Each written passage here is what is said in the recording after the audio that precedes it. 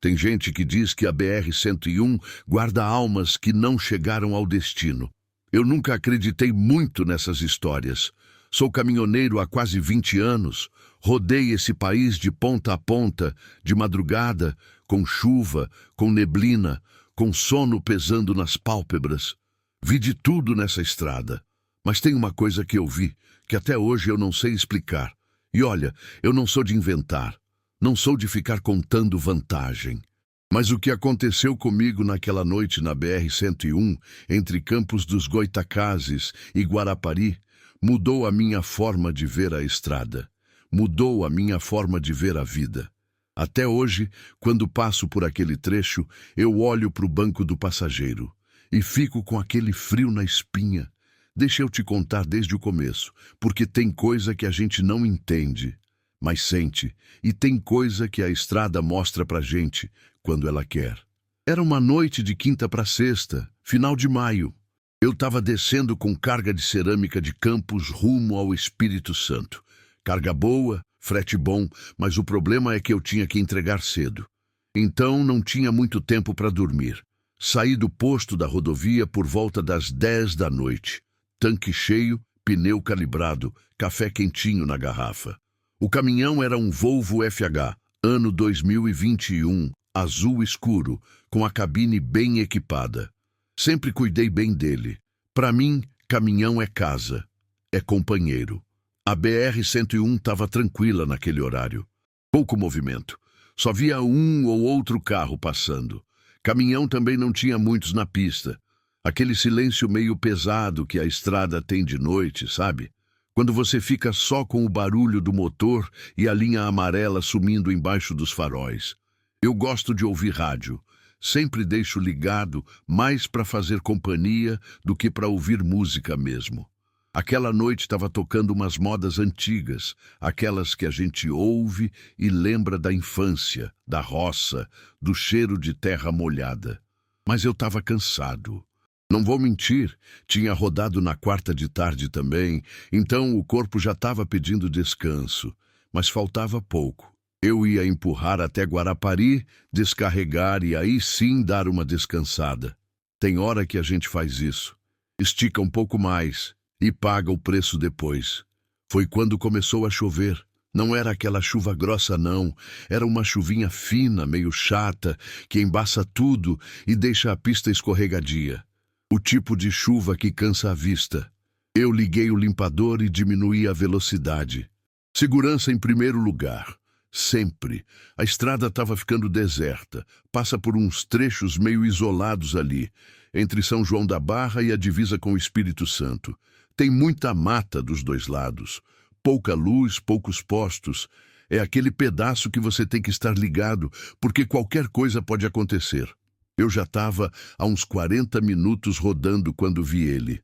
No acostamento, embaixo de uma chuva que começava a ficar mais forte, tinha um cara sentado numa mochila velha. Sozinho. Sem guarda-chuva, sem nada. Só olhando para o nada. Meu primeiro instinto foi passar reto. A gente aprende isso na estrada. Não para todo mundo. Tem muito malandro, muita gente que finge que precisa de ajuda e depois te assalta, te sequestra, faz pior. Principalmente de noite, num lugar desses. Mas alguma coisa me fez tirar o pé do acelerador. Não sei explicar. Foi tipo uma sensação, uma coisa dentro do peito. Como se alguém tivesse falado, para. Olhei pelo retrovisor. O cara não tinha se mexido. Continuava sentado ali, encharcado, com a cabeça baixa. Não tinha carro parado perto, não tinha nada. Só ele. Pensei, será que o cara está precisando de ajuda mesmo? Reduzi mais um pouco. Fiquei naquela dúvida. Você sabe como é. A gente quer ajudar, mas tem medo. E tinha algo naquela cena que era diferente. Não sei dizer o quê, mas era. Acabei parando uns 50 metros à frente. Encostei no acostamento, acendi a luz de emergência e fiquei ali dentro da cabine, olhando pelo retrovisor, esperando para ver se ele se levantava. Se vinha na direção do caminhão. Ele não se mexeu. Fiquei uns 2 minutos esperando, a chuva batendo no vidro, o motor roncando baixo. Meu coração começou a bater mais rápido, não sei por quê. Só sei que bateu. Então abri a porta e desci. A chuva estava fria. Molhou minha camisa na hora. O cheiro da estrada molhada é forte, né? Mistura de asfalto, mato, óleo. Gosto daquele cheiro. Mas naquela hora ele estava diferente. Mais pesado, mais carregado.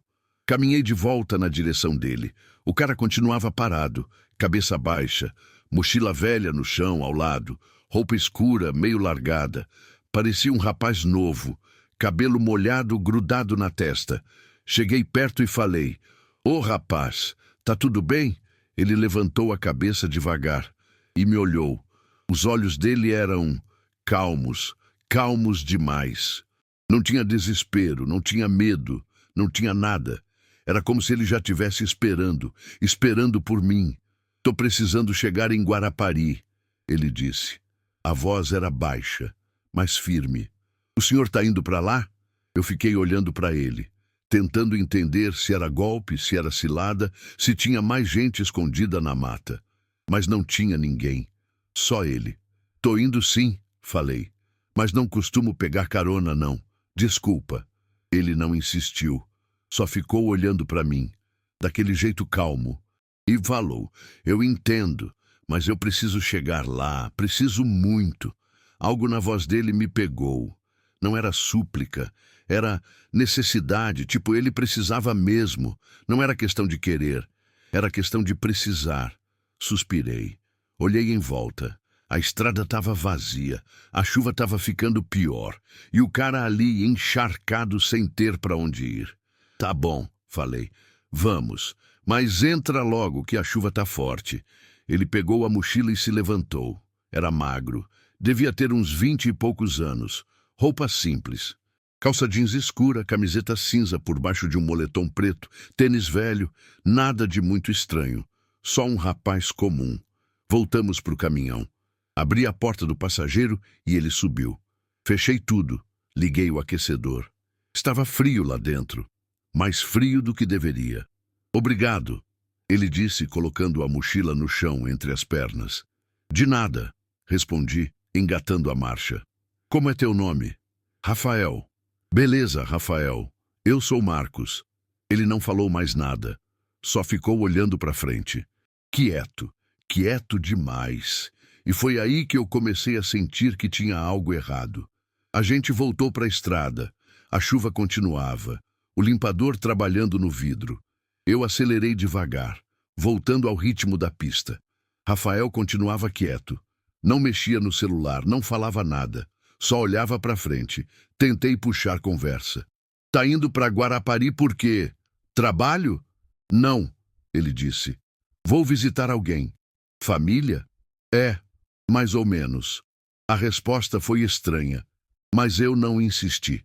Tem gente que não gosta de falar muito. Respeito isso. Rodamos uns 10 minutos em silêncio. O rádio tocava baixinho. Uma música sertaneja antiga, aquelas que meu pai ouvia. E aí o Rafael falou: "Essa música é boa." Olhei para ele. "Você conhece?" "Conheço. Minha mãe gostava." Ele falou gostava no passado. Não perguntei nada. Às vezes é melhor deixar quieto. Mas aí ele começou a cantar baixinho, só um pedacinho da letra. E a voz dele era antiga. Sei lá como explicar. Era como se fosse de outro tempo, como se ele tivesse cantado aquela música há muito tempo atrás. Senti um arrepio subir pela nuca. "Você é daqui da região?" perguntei, tentando quebrar aquele clima. "Sou. Nasci em São João da Barra, mas faz tempo que não volto." "Quanto tempo?" Ele demorou para responder. Olhou para a janela, para a chuva, e disse: "Muito tempo." Não sei porquê, mas aquilo me incomodou. A forma como ele falou, como se muito tempo fosse mais do que anos, como se fosse outra coisa. Fiquei calado. Continuei dirigindo, mas a sensação estranha não passava. Pelo contrário, estava ficando mais forte. Uns 20 minutos depois passamos por um trecho com neblina. Aquela neblina baixa, meio grudada no chão. O tipo que aparece do nada na estrada de madrugada e deixa tudo mais difícil de ver. Diminuí a velocidade. Liguei o farol de neblina E foi aí que o rádio começou a chiar. Não era um chiado normal. Era tipo uma interferência. Como se alguém tivesse mexendo na frequência. A música sumiu e ficou só aquele barulho branco, irritante. Que estranho, murmurei, mexendo no botão. Nunca dá problema. Rafael não disse nada. Só continuava olhando para frente. Consegui sintonizar de novo. Mas a sensação de que algo estava errado não saía. Olhei para o painel. Tudo normal. Motor, óleo, temperatura, tudo certo. Mas o frio dentro da cabine estava aumentando. Olhei para o aquecedor. Estava ligado. No máximo. Mas mesmo assim, estava gelado. Um frio que não fazia sentido. Tá frio para você também? Perguntei para o Rafael. Ele olhou para mim e deu um meio sorriso. Triste, cansado. Sempre tá frio, ele disse. Aquilo me deu um nó no estômago. Não sei porquê, mas deu. Tentei ignorar. Foquei na estrada, na neblina, na chuva. Mas meu corpo estava tenso. Como se soubesse de algo que minha cabeça ainda não tinha entendido. Foi quando ele falou. O senhor conhece o quilômetro 108? Olhei para ele. Conheço. Por quê? Aconteceu uma coisa lá. Faz tempo. Que tipo de coisa? Ele ficou em silêncio, olhando para a estrada, e depois disse, um acidente. Senti um calafrio. Não respondi nada, só dirigi. Mas a sensação de que eu não deveria ter parado para pegar aquele cara estava ficando cada vez mais forte. E a neblina parecia não ter fim. A gente continuou rodando. Eu tentava manter a calma. Tentava pensar que era só cansaço, que era a chuva, que era a noite. Mas no fundo, eu sabia que não era. Rafael começou a falar mais. Mas não era uma conversa normal. Era como se ele estivesse lembrando, revivendo. Eu estava voltando para casa, ele disse com a voz baixa. Tinha ido ver uma menina, em Campos. A gente tinha combinado de se encontrar. Eu não tinha carro. Peguei carona, fiquei ouvindo. Não sabia o que dizer. O cara que me deu carona estava bêbado, continuou. Eu não sabia. Só percebi quando a gente já estava na estrada. Ele dirigia torto. Rápido demais. Eu pedi para ele parar. Disse que eu ia descer, mas ele não parou. Meu coração apertou. Eu já sabia onde aquilo ia dar. No quilômetro 108, ele perdeu o controle. Bateu de frente num caminhão. Silêncio. Só a chuva batendo no vidro. Eu não consegui sair do carro, ele disse. Não consegui. Olhei para ele e pela primeira vez vi lágrimas escorrendo no rosto dele. Mas ele não soluçava. Não fazia barulho. As lágrimas só caíam, silenciosas. Rafael. Comecei a falar, mas não sabia o que dizer.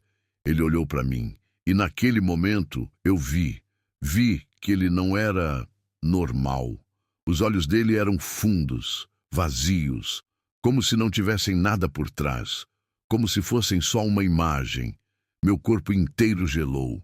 Que ano foi esse acidente? Perguntei com a voz tremendo. Ele olhou para frente e respondeu, 2011, 14 anos atrás. Eu não conseguia respirar direito. As mãos tremiam no volante. A estrada estava ficando embaçada na minha visão. Ou era a chuva, ou era o medo. Eu preciso chegar em Guarapari, ele disse, com a voz ainda mais baixa. Preciso ver minha mãe. Ela está esperando. Rafael, tentei falar. Você... Eu sei. Ele me cortou. Eu sei que eu não devia estar aqui. Eu sei. Mas tem noites que eu consigo voltar. Consigo pedir carona. Consigo tentar chegar. As lágrimas continuavam caindo. Só queria ver ela mais uma vez. Só uma vez. Não sei como, mas eu continuei dirigindo. Não sei se era por respeito, se era por medo, ou se era porque no fundo eu sabia que ele não ia me fazer mal. Ele só queria chegar. A neblina começou a clarear. A chuva também diminuiu. A estrada ficou mais visível e eu vi a placa, Guarapari, 15 quilômetros. Olhei para o Rafael. Ele estava olhando pela janela, com um sorriso leve no rosto, cansado, aliviado. Tá quase, eu disse. Ele acenou com a cabeça. Rodamos mais uns minutos. Passamos por um posto, por uma rotatória, E então entramos na cidade. As luzes dos postes, as casas, o cheiro do mar chegando. Onde você quer descer? Perguntei. Ali na frente, ele disse apontando. Perto da igreja. Encostei onde ele pediu. Desliguei o motor. Fiquei ali, sem saber o que fazer, o que dizer. Rafael pegou a mochila, abriu a porta, desceu. Mas antes de fechar, ele olhou para mim. Obrigado, Marcos. De verdade. De nada, consegui dizer. Ele deu um último sorriso e fechou a porta.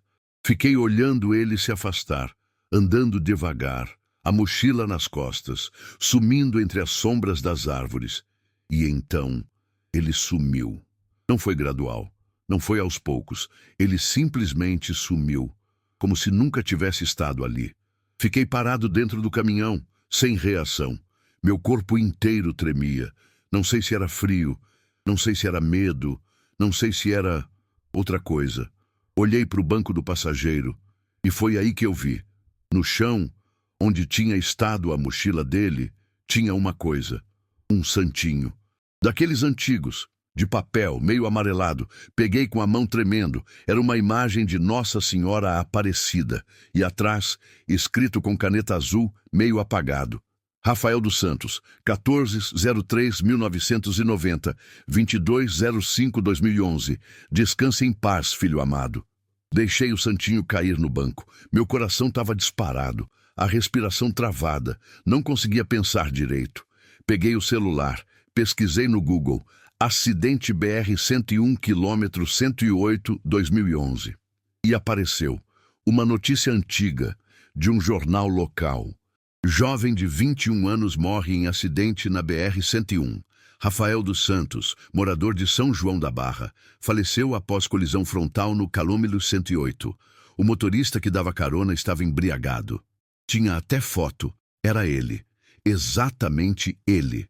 O mesmo rosto. O mesmo olhar, o mesmo Rafael que tinha estado no meu caminhão minutos atrás. Saí do caminhão. Precisava de ar, precisava entender, precisava... não sei, só precisava. Olhei em volta. A rua estava vazia, silenciosa. Só o barulho do mar lá longe. Comecei a andar, sem rumo, até que vi a igreja que ele tinha apontado. Fui até lá. A porta estava entreaberta. Entrei. Não tinha ninguém, só velas acesas, cheiro de incenso, silêncio. Sentei num banco e fiquei ali, tentando processar, tentando aceitar. Eu tinha dado carona para um morto, para alguém que não estava mais aqui, mas que por alguma razão ainda precisava voltar, ainda precisava tentar chegar em casa. Fiquei ali por uns 20 minutos. Rezei, ou tentei. Não sou muito religioso, mas naquela hora eu precisava de alguma coisa. Precisava de resposta, ou de paz. Quando saí da igreja, o dia estava começando a clarear. O sol nascendo devagar, o céu ainda meio cinza. Voltei para o caminhão. Entrei, peguei o santinho de novo e guardei no porta-luvas. Descarreguei a carga naquela manhã, fiz tudo no automático. Não falei com ninguém sobre o que tinha acontecido. Quem ia acreditar? Mas 2 dias depois, quando eu estava voltando, parei num posto na BR-101. E lá, tomando café, tinha um outro caminhoneiro. Um senhor mais velho, cabelo grisalho, olho cansado de estrada. Sentei perto dele. A gente trocou ideia. Falou de frete, de estrada, de cansaço. E aí, sem querer, ele comentou: tem um trecho aqui que eu não gosto de passar de noite. Entre São João da Barra e a divisa do Espírito Santo. Tem algo pesado ali. Olhei para ele. Por quê? Ele tomou um gole do café e disse: já vi gente pedindo carona ali. Sempre a mesma pessoa, um rapaz jovem, de mochila. Só que quando a gente para, ele some. Meu sangue gelou. Já viu ele? Já. Uma vez. Faz uns 3 anos. Parei, dei carona. Ele falou que ia para Guarapari e sumiu no meio do caminho. Deixou um santinho no banco. Ele me olhou. Você já viu? Fiquei em silêncio e depois, devagar, acenei com a cabeça. Vi anteontem. Ele suspirou e disse: pois é, dizem que ele está procurando a mãe, que ela morreu de desgosto depois que ele faleceu e que ele não sabe. Então ele continua tentando chegar, continua pedindo carona. Senti um aperto no peito, uma tristeza profunda. E a mãe dele está enterrada onde? No cemitério de Guarapari, perto da igreja. Guardei essa informação e naquela tarde, antes de sair da cidade, passei no cemitério, procurei e encontrei o túmulo dela. Maria Aparecida dos Santos, 1965, 2013. Mãe de Rafael, descanse em paz. Fiquei ali, olhando, sentindo o peso daquilo tudo. Ele tinha morrido em 2011, ela em 2013. 2 anos depois, e ele não sabia. Continuava tentando voltar, tentando chegar, tentando ver a mãe que não estava mais lá. Ajoelhei na frente do túmulo, tirei o santinho do bolso e deixei ali, entre as flores murchas. Rafael, falei baixinho, ela está aqui. Você chegou, pode descansar. Não sei se ele ouviu, não sei se adiantou, mas eu precisava fazer aquilo. Precisava, de alguma forma, dar um final para aquela história. Mas desde aquele dia, toda vez que passo por aquele trecho da BR-101, eu olho para o acostamento, procurando, esperando. Nunca mais vi ele. Não sei se ele encontrou a paz. Não sei se ele parou de procurar. Não sei se ele entendeu que ela já tinha partido, mas eu espero que sim. Espero que, de alguma forma, ele tenha encontrado o caminho e que eles dois estejam juntos agora, no lugar onde a estrada não existe, onde não precisa de carona, onde não tem chuva, nem neblina, nem solidão. Eu continuo rodando, continuo vivendo a minha vida, fazendo meus fretes, ouvindo meu rádio, tomando meu café no posto.